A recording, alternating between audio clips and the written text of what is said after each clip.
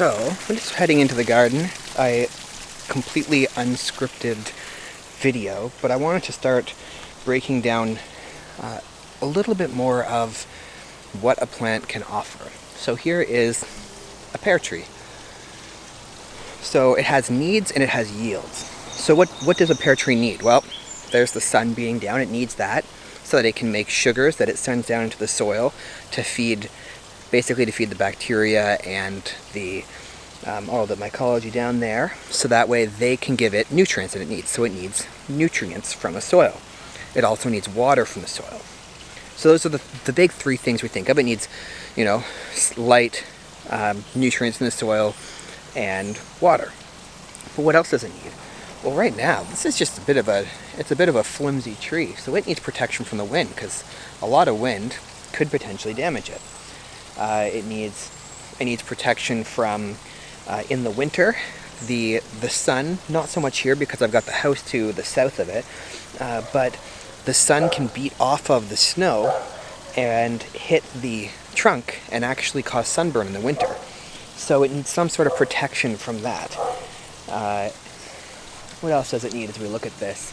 It needs pollination, so it needs to have pollinators in order to pollinate the flowers, which it doesn't have any yet this year, but hopefully next year that's going to be a need that it has. What else does it need? It needs, in order to produce fruit the way that I want it to, it's going to need some sort of pruning or training, so that way the branches shape the way that I want, so it gets the right structure for this garden. And then what does it provide? So when we think of a fruit tree, we oftentimes think, okay, well, it provides fruit. Okay, yeah, so it's going to provide pears. So pears means that that can be food. We can make pear cider with it, so drinks. We can make our desserts with it. We can compost some of the pears that aren't good, so that can provide us with soil. But what else can it provide?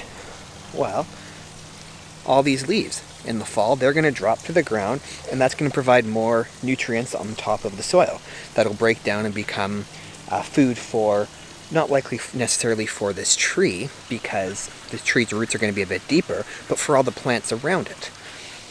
What else is it going to provide? Well, if I graft it, or if a branch breaks off, I've got these that I can take cuttings from. I can graft them onto the root stalks that I'm growing with these, no,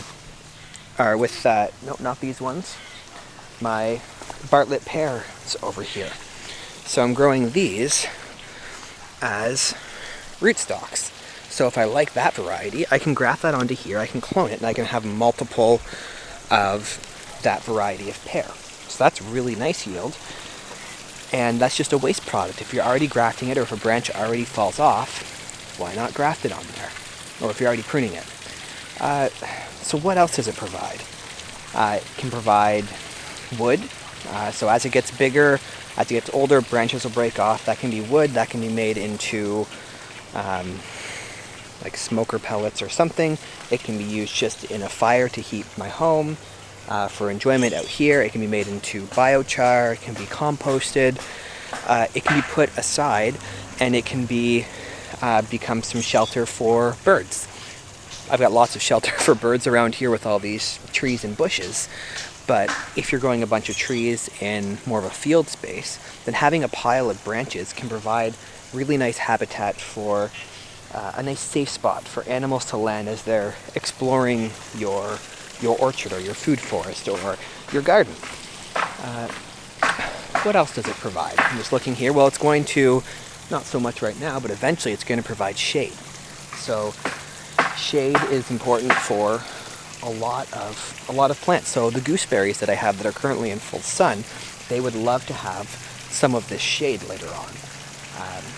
All of my rhubarb, they like to have sun early in the year before this even leaves out, but by this time of the year, they don't really need much sun. So that's a nice place where they can live and be not have a whole lot of stress there. So what else does the shade provide? I'm sure there are more yields for that. The shade, depending on where it's placed. If this is to the south of a house, this is going to grow to 20-ish feet, 25 feet high. and it's going to bush out a lot. So if this is on the south side of the house, that'll provide shade on the house in the summer, but then when it drops its leaves, you'll still get the warmth in the winter of the sun hitting your windows. So that's another way that we can use that. You're starting to see that there are a lot of inputs and outputs from it. I'm trying to think of more right now as I'm looking at it. Nutrients in the soil. I can't think of too many right now. Oh, that's another one. So over here, I have peas that are growing up a trellis here. And over there I've got some grapes, I've got some kiwis. Well, when this gets bigger, that's a trellis. Now I wouldn't want to grow an aggressive grapevine or a kiwi vine or something like that up this. But if it was a different type of tree, if it was just a nitrogen fixing tree or something, I could grow it up there. And actually that Acer maple up there has grapes growing all over it. And it's basically just a trellis for the vine. I'm trying to think of other things that it provides. So on this one, I would consider growing, once it's a little bit bigger, growing some peas up it, or growing some beans up it. Once it's a lot bigger, I would probably grow a squash up it. That'd be a few more years before I would do that, but that's something that I would definitely consider. It'd be a bit of a tricky things. You have to balance. It has to get enough light, but I'll definitely experiment with that eventually. What else does this provide? This provides, eventually it'll provide seed, and I don't know what the seed of a Flemish Beauty looks like, what it produces, and how hardy it is, but I would look into that and find out, okay, does it provide a rootstock that is hardy, that's going to make it through a winter, so that I can continue to graft other varieties on it. Even if the fruit isn't good, is the rootstock going to be good? Now I do have another variety that I already am growing for that purpose, but that's another yield. I'm just thinking, so the flowers, it needs pollination, so it puts out these flowers with nectar and pollen that will attract, they're going to attract pollinators to the garden. And ideally, we're going to have food for the pollinators year-round, or season-round. So as we look right now, the rhubarb's just finished flowering, and they're putting on seed. The apples are still flowering. I don't know when this pear is going to flower, but as you can see, you want this succession where there's always something, so that way the pollinators are always around. And so that way, anything that you need pollinated, if you only have a little bit of something, it's blooming by itself, and there hasn't been anything else blooming for a month before, or there's nothing else blooming for a month after, why are there going to be pollinators around? There are going to be some around, but not necessarily in the volume that you're going to want. So consider that. Consider that as another yield. It's attracting pollinators. It's providing them with another source.